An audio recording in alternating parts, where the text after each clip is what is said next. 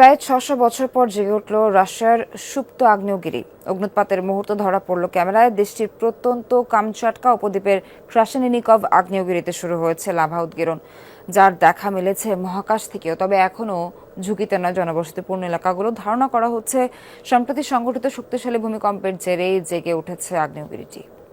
আপনার এসির গ্যাসের সমাধান হলো এসজিএস ও সিএনএস সার্টিফাইড ফোরন রেফ্রিজারেন্ট গ্যাস, যার বিশুদ্ধতা 99.98%।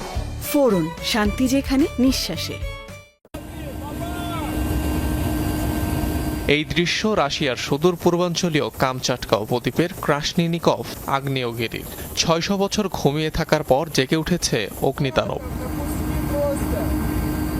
গেল বুধবার ৮.৮ মাত্রার শক্তিশালী ভূমিকম্পে কেঁপে ওঠে উপদ্বীপটি।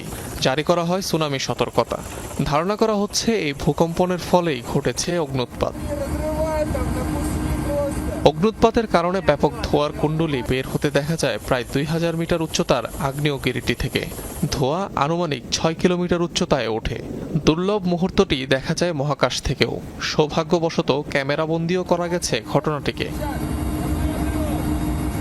অবশ্য অগ্নুৎপাতের এই ঘটনায় আপাতত কোনো শঙ্কা নেই বলে জানিয়েছে স্থানীয় প্রশাসন। জনবসতিপূর্ণ এলাকাগুলোর অবস্থানও বেশ দূরে। শেষবার ১৪৬৩ সালের দিকে অগ্নুৎপাতের দেখা মিলেছিল ক্রাসনিনিকভ আগ্নেয়গিরিতে। প্রত্যন্ত উপদ্বীপটির অবস্থান প্রশান্ত মহাসাগরীয় অঞ্চলে, যেটিকে ডাকা হয়ে থাকে প্যাসিফিক রিং অফ ফায়ার নামে। মূলত সক্রিয় এবং সুপ্ত আগ্নেয়গিরির সমন্বয়ে একটি অঞ্চল হিসেবে ধরা হয়ে থাকে এটিকে। অনিক রহমান, যমুনা নিউজ।